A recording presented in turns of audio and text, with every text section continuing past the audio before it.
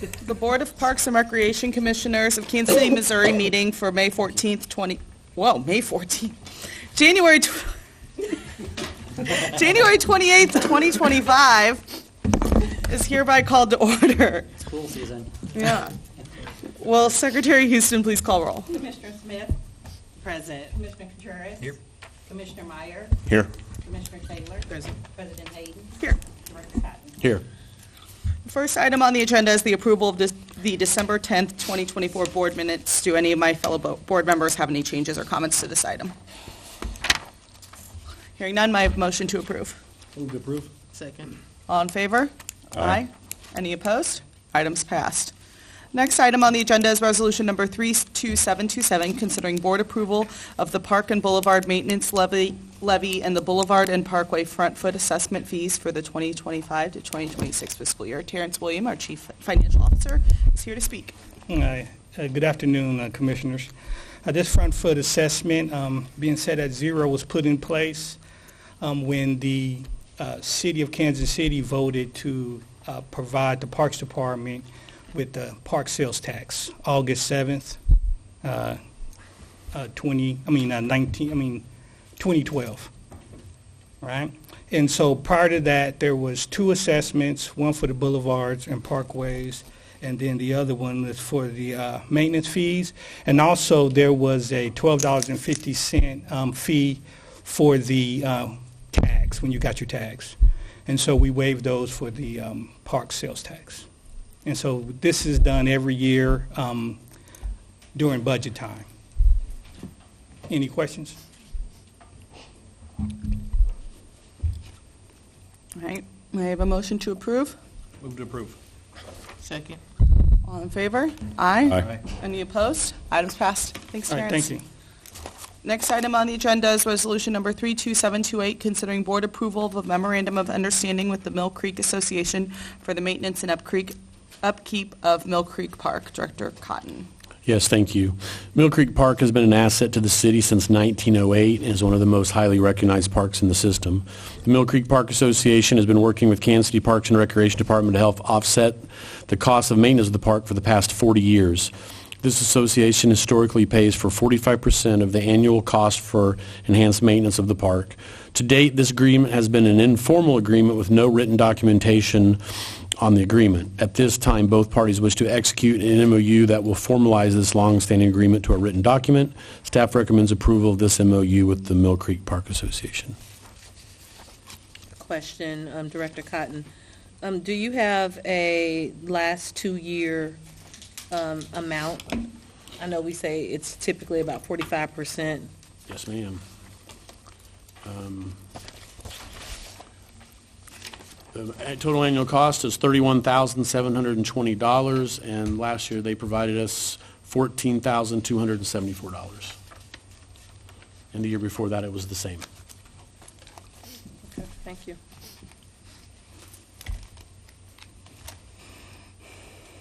I move to approve if no other questions. Thank you. Second.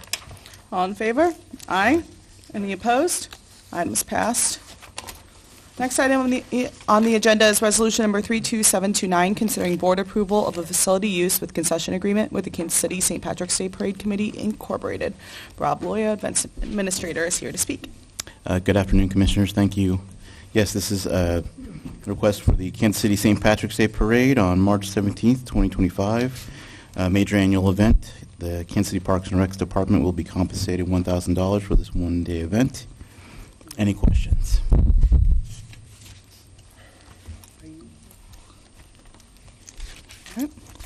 Move to approve. Second. All in favor? Aye. Any opposed? Items passed. Next item on the agenda is resolution number 32730, considering board approval of a facility use with concession agreement with the Negro Leagues Baseball Museum for the Heart of America Hot Dog Festival. Mr. Loya.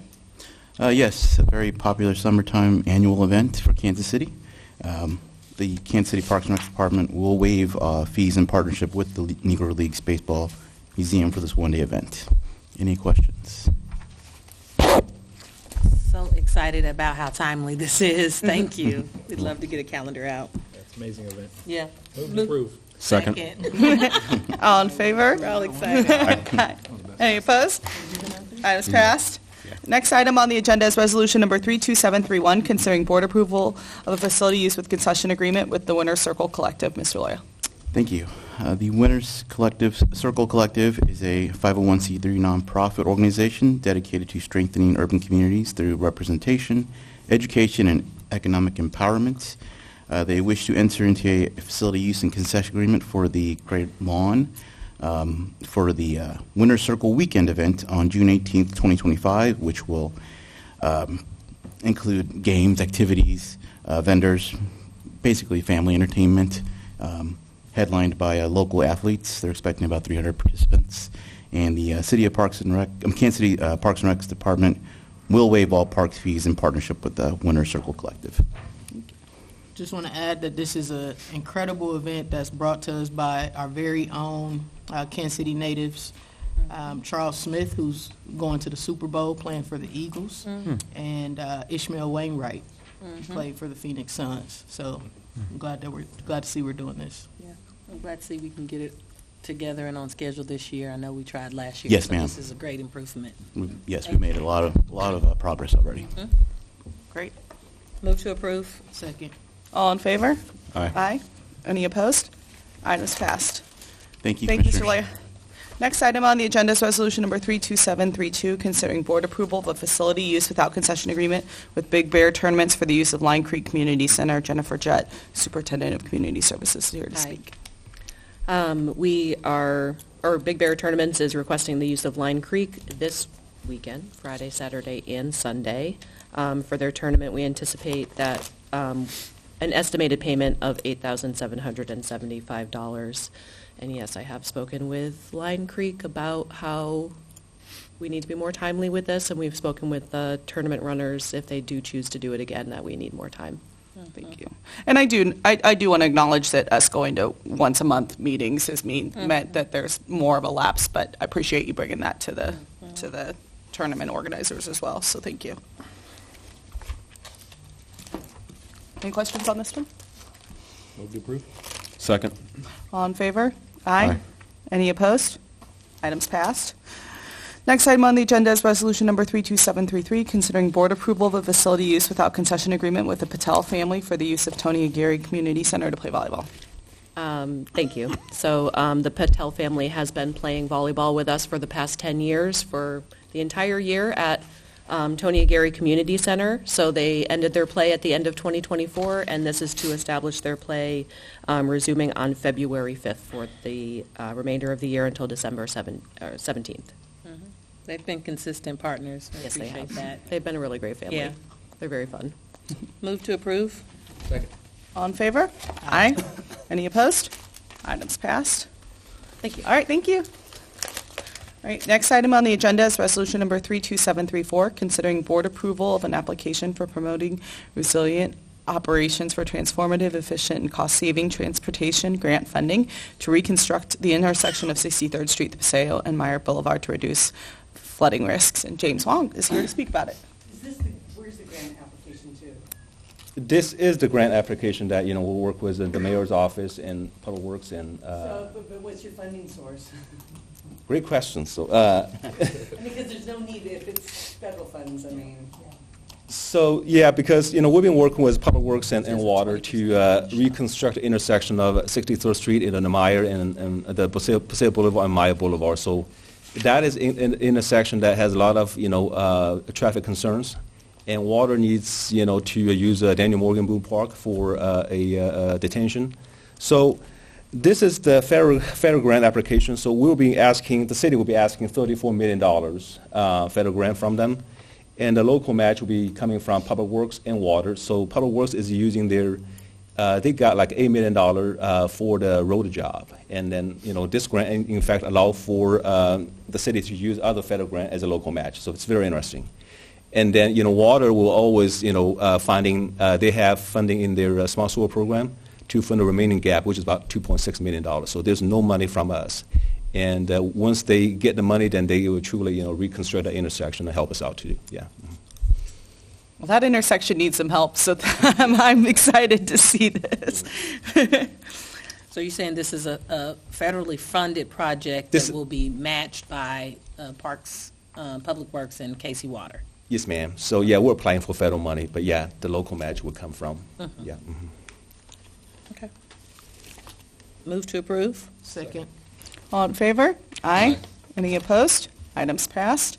Next item on the agenda is resolution number 32735, considering board approval of an encroachment license agreement with Branch Pattern for a sign fixture at 1508 Grand Boulevard. Mr. Wong. Commissioners, yeah, this is a encroachment license agreement with Branch Pattern. That's for a blade sign installation. The total encroachment is 6.4 square foot, and the amount of encroachment fee is $150 per year. Here to answer any question you may have. Move to approve? Second. All in favor? Aye. Aye. Any opposed? Items passed. Next item on the agenda is resolution number 32736, considering board approval of change order number 4 with Amino Brothers Company for the Paseo Gateway intersection in the amount of $583,285.55 and extending the final completion date to January 30th, 2025. Mr. Wong. Commissioners, yeah, this is a final change order for the Paseo Gateway intersection project. The project's done.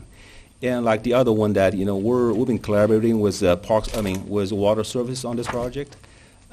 So we replaced a water line on Independence because it was old. It's just our best interest to replace a water line with brand new pavement. And also that, we're working with water to put a detention at the northeast corner of the intersection. So if you, happen to drive by, you see that, our road job is done. But the northeast corner is still under construction, and that's what water is doing. They're putting a detention basin, and that will provide, water detention and help them with the, combined overflow. So this is just finished our phase, and then, water we're going to pick up from here, and in July, everything will be done. That corner will be done, and then the missing link on the Paseo, if you drive by, you see there's, sidewalk and bikeway, there's a gap, but that's water will fix that, once they're done with their detention project. Yeah, the entire job is funded with $5 million federal funding, geo bond for road, and pike fund and water funding. We did not use any of our sales tax on this project. So.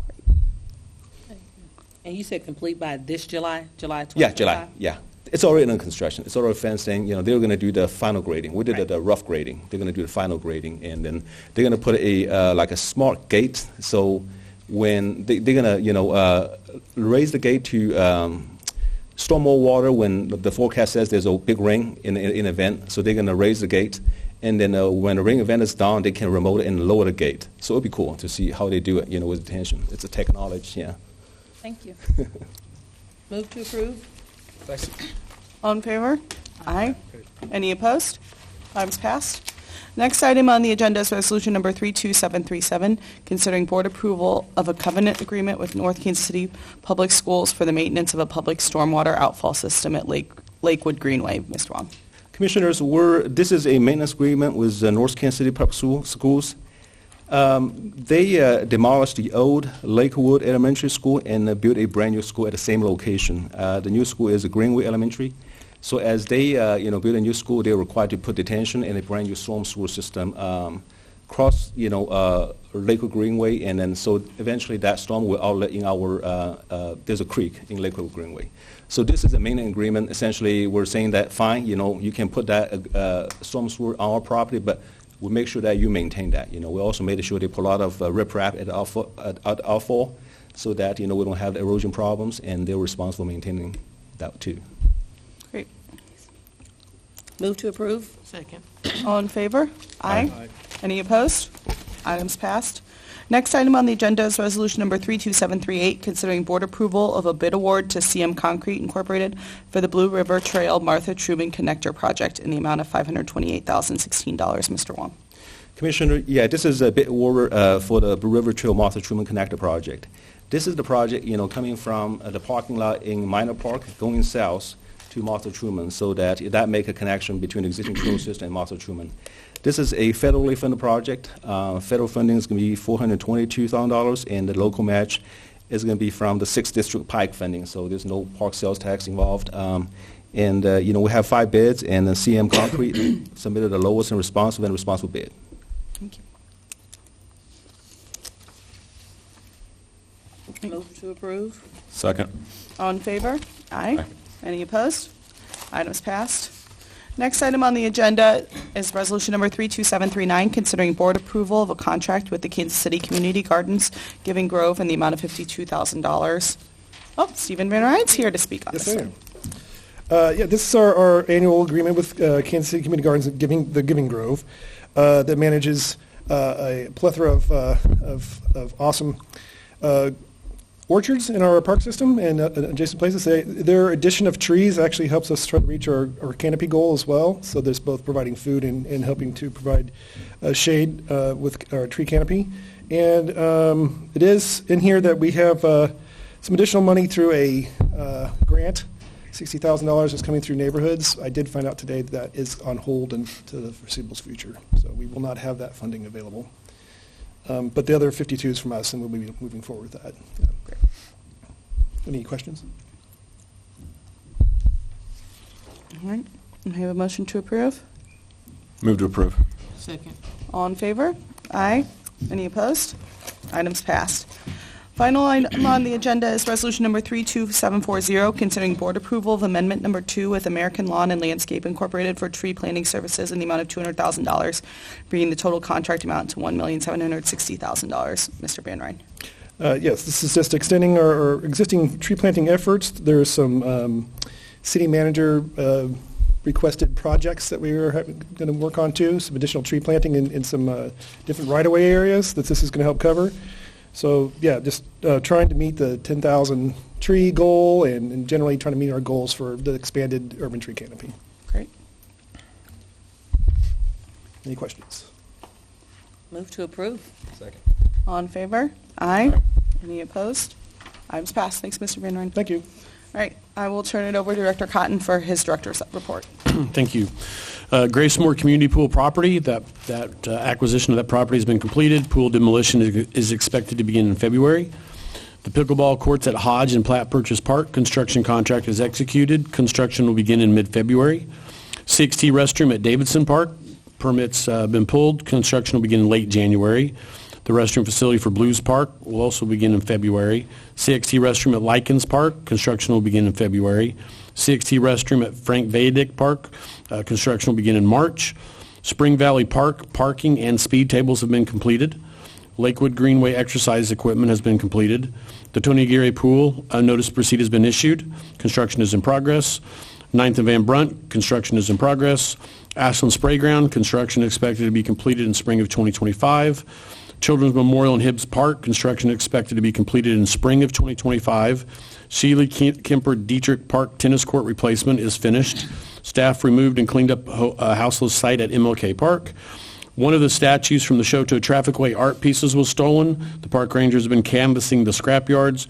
The piece stolen was the piece of the American Indian hunting. The piece weighed well over 1,000 pounds, so it was not easy to take. Staff ran snow operations from January 3rd to January 12th. Winter Magic had 18,000 families attend this season. Hillary Chasen started as contracts administrator in our finance division on January 27th. New inclusion manager Shale Wigger started January 13th in the community services division. James Wong has been promoted to the vacant deputy director position. And June 1st will be our very first minor league baseball game at Satchel Paige Stadium. Nice. And I've asked the mayor to throw out the first pitch. And if you guys will hang around and come by my office after the meeting, I have something for you on that. Oh, Right, and what's that date again? June 1st, Sunday, June 1st, 11 a.m. Can you That is give my us report. Send us an invite Yeah. on that, Carmen. Yes, that'd be Question for you, Uh-huh. Director Cotton. 9th and Van Brunt, I know you said construction is ongoing, but can you give us a little bit more in-depth update there? Like where are we at with timeline? I know we talked about the advisory committee, kind of getting that going, who's still on it. Can you talk a little bit more about that, please? Sure. So originally, we were anticipating that construction to be done sometime between March and April. We've had several setbacks with the weather, so James and Scott are talking with the construction company to try to get a better timeline. But we are hoping to be done by the end of spring, early summer. And any update on the advisory committee schedules going out of our new folks that are going to be using the... Not at this time, because we haven't started scheduling because we don't know when they're going to be done. So we don't want to schedule on the new amenities until we're certain that things are finished. We have reached out to, as we mentioned before, Guadalupe High School will be using it for all of their home games. I've also been in discussion with Kansas City Christian College, who does not have a place to play, and they are also interested. A lot of their players come from the neighborhood over there, so they're interested in utilizing the facility too. We continue to try to spread the message that there is opportunity for the kids to play at a college level. But as far as the other normal programs, I know they've submitted Brad with their request for our normal user groups, and those are being scheduled. Right. But until we know when the facility is going to be done, we don't want to start booking new rentals. Please keep us posted there, and then just Absolutely. my thoughts on Kansas City Christian College. Just, as we've talked about, understand that they would like to utilize the facility as well, but let's make sure that the priority are the young people that actually live in the neighborhoods, and they have first priority. And I've had that discussion with them. Their normal practice times in the past have been during the middle of the day when the facility's not being utilized, and they would like to bring their home games there and have a home facility, so we can obviously work around that in the evenings. Is there clarity, or has there been a selection for this iteration of the advisory board for that? Because we know that group helps to influence and shape. So do we have confirmation on who's been invited? We haven't invited anybody new. We still have representation from East High School and some of the other folks that are on it, but we haven't changed that up as of yet. But we anticipate that there should be some open seats that will have some new.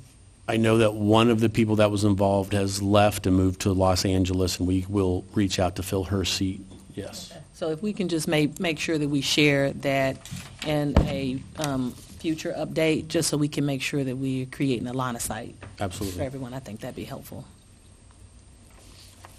And at this time, if you guys have any other general discussion items, now's the time to talk about it. Anything workshop that you needed to extend? Because I was told that you guys needed to extend the workshop items. Oh, do that before public testimony?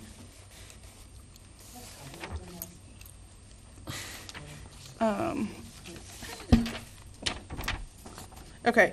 I think Director Contreras, you wanted to talk about, Commissioner Contreras, sorry.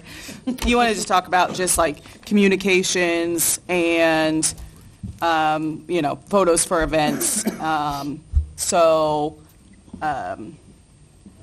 don't you go ahead and share what you were thinking, and I've got a little bit on that. Sure. Thank you. Thank you for talking about this subject. I think this is important, certainly, as it relates to just getting out information to the community, right? It's driving transparency, it's communication, it's including voice, and making sure our community knows what's going on in addition to us so that we can be good stewards of all the things that are happening here at Parks. And I just wanted to make sure that we're being intentional about a conversation on getting the word out, right, making sure that we know what's coming up. I saw that the recent Tony Gary pool groundbreaking was an amazing ceremony. It was a little bit last minute, at least in terms of information for some of us, and we were able to work things out, and it worked out just fine. I just think moving forward would be great to have just more proactive engagement, certainly as it relates to events for us so we can engage community, but also making sure we're getting that information out to the community so they can come there and celebrate as well. And maybe there's a component where we could be proactive in various platforms, right? Because social media, right, for a lot of the young people, they are engaged there, but making sure that we're meeting communities where they're at and making sure that we're just being accessible, visible, and transparent, and pushing communication out to everybody. I think that's really the heart and spirit of where I want to start the conversation. And there's a lot of great things happening. And so to be able to tell that story and get people out, I totally agree with. Thank you. And I'll just share, I did reach out to the mayor's office about this yesterday, and, to your point, Commissioner Smith said, a lot of what I think people are asking for, we're providing, it's just the messaging piece of it, and I know that's been a consistent comment from you. And so one of the things we talked about is the fact that we used to be able to handle our social media and marketing in-house, and I haven't even talked to Director Cotton about this yet, but the mayor's office, actually I got an email while we were sitting in pre-board, is looking into getting us funding for a position to be able to take that back in-house, which would be... So that's why Melissa Gazakowicz was here earlier. She wanted to talk about this very thing. So we do pay for the communications position at City Hall. And again, we would like to take that back in-house, and we would like to have some conversations. Not that they're doing a bad job, but we've been doing this for a long time. and our staff is very competent to handle all the social media, all the ribbon cuttings, all the events, and so we would like to try to work a way to take that back over. Okay. And like I said, it sounds like maybe we'll get some support from that out of the mayor's office, which would be fantastic. Because, yeah, I think we've got enough going on here that we can have a dedicated person and really push that out. And what Commissioner Contreras said, in a lot of different ways, obviously social media is important. When the mayor mentioned to me, he often finds out what's happening in the community center by his house because he sees the actual physical signs they put in the yard. So there's a lot of ways you got to reach people. So, I think let's continue that conversation with the mayor's office, but I would be very pleased to see some progress on that front. So,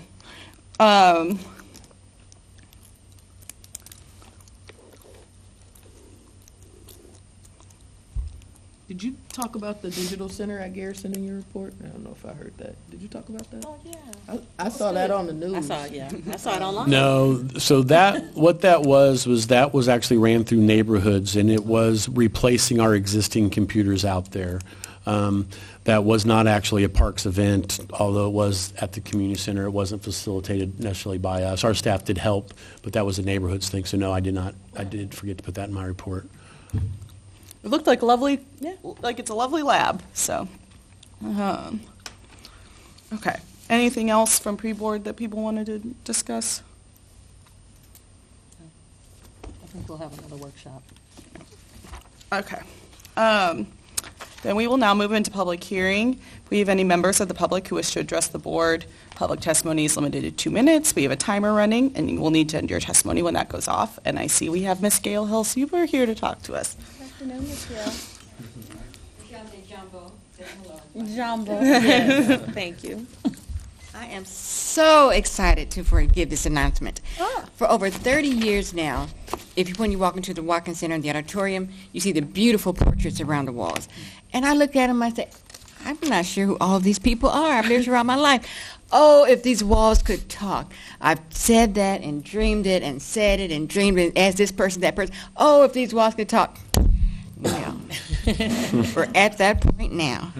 When I told, I was crying to the Kansas City School District, help me tell this wall, who are these people who need to tell the story, and blah, blah, blah. They said, well, Gail, relax, we can help you, because we can put QR codes by each one, and that'll give a bio of the person, and maybe you could hear the music. I thought it was going to be 2 QR codes, but no, it's just one, and I brought samples for you all to have. And so the friends, you can pass these out, they're different ones, but they're 20 portraits, and there's 7 now. They said it's been quite an assignment for the friends were going to give a stipend to the people to work on this after school hours, because it was after. But the school district was so excited about it, they worked into the curriculum. So now the students are working on it, and it's the 8th graders at Paseo Academy of the Arts. It's so exciting. So we were going to demonstrate here, but look at click on the clear. You have enough for everybody? It was enough for everybody. Yes, it's so exciting. So you get to see the person, and you can click on their music, and there's more on there. I haven't gone on everybody. And when you have Lady Day, whoever got Lady Day, you hear her singing Strange Fruit. Wow. Yeah, A lovely song, a sad song. It breaks my heart, but it's part of our history, and we have to face it and realize it. I'm glad we moved from that. But I'm so excited to tell you the QR codes are coming. There are 20 portraits. We only have 7 up now. The 7 are Count Basie, Piano Man, Bobby Tucker, Miles Davis, Looking Through the Looking Glass, Lady Day, Billie Holiday, Big Joe Turner, John Coltrane, and Dizzy Gillespie are the ones up there now. And the students were able to select who they wanted to do. And the director of digital learning from the school district came over, and they brought some representative from Verizon who's looking at what the students are doing in technology. Oh, they're so excited about this assignment. And they said 8th graders, and the kids are excited to do it. Yeah. And they're really delving into the history of these people, who they are, and just, hallelujah. So, Ms. Gail, did they put this presentation together themselves? Yes, just 8th graders, girl, 8th graders. Isn't it wonderful? That's really cool. Yeah. Really so awesome. not only you get the bio, but you get to hear the music. So the walls are talking. Very good. Congratulations. What a great update. Thank you.